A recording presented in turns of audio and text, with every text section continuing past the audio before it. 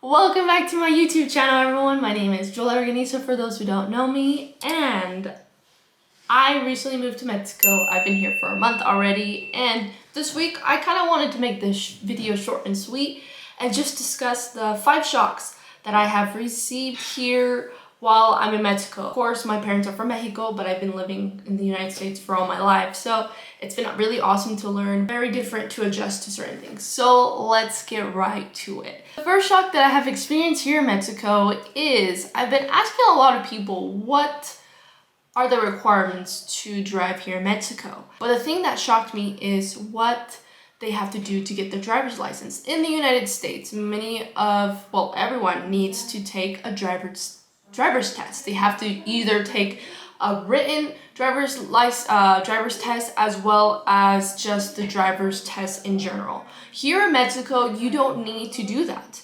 What I've been asking a lot of people that are from here, and especially from the ciudad and where I am now. And obviously this might not be for the whole Mexico country, but based on what I've asked many Mexicanos that live here is you do not have to take a driver's license test. You only have to have your INE, which is your identification card, and pay the fee. So if you think about it, no one really takes a driver's test here in Mexico. It's just you pay for your driver's license and then you just kind of learn how to drive while you're driving. That's one thing that shocked me about Mexico. Second, because Mexico is so big and full of people, and especially you've all heard that Mexico City, as well as Mexico in general, has the worst traffic. Like, you will be in traffic for a long time, and I could tell you that that is super true. One thing that I've noticed is that they have private freeways. So they have the normal freeways that go on the bottom, and then they have an entrance for you to take a freeway that's above the freeway that's on the ground, right? And you have to pay a monthly fee for you to use those freeways, but it's supposed to be less traffic. While I was in the passenger seat of my friend driving, I saw these really big freeways above me, and then we were driving on the original freeway, right?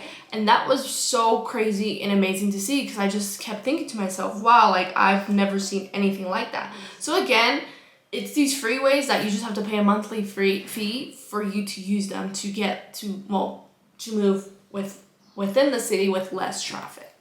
Third shock. Here in Mexico, right now where I'm living, I'm currently living in front of a school. I do something every Monday, which I love, and that's called Honores de la Banda, and that's when, I don't know if it's the students or the teachers, but they are playing instruments loudly at 7 a.m. And just to give you a hint of what that sounds like, here's the clip.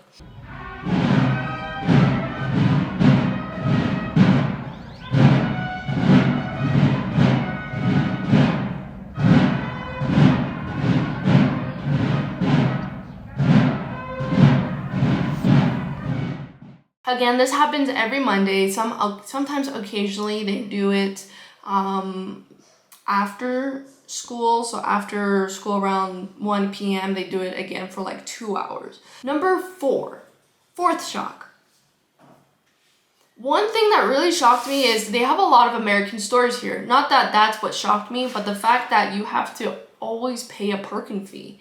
For example, they have Walmart here. In Walmart, if you're gonna go into Walmart, you have to pay a parking fee. In City Creek, you still get 2 hours free, but you still have to pay like $5, or I don't know what the cost is after the 2 hours. Here, you have to pay to get into Walmart, Costco, plazas in general, where have the movie theaters. When I think about that, that was a big shock, because I've been to Walmart a couple of times with my friends, and we always have to pay a fee, and I feel so bad that we have to, we're there for 5 minutes, yet you have to pay.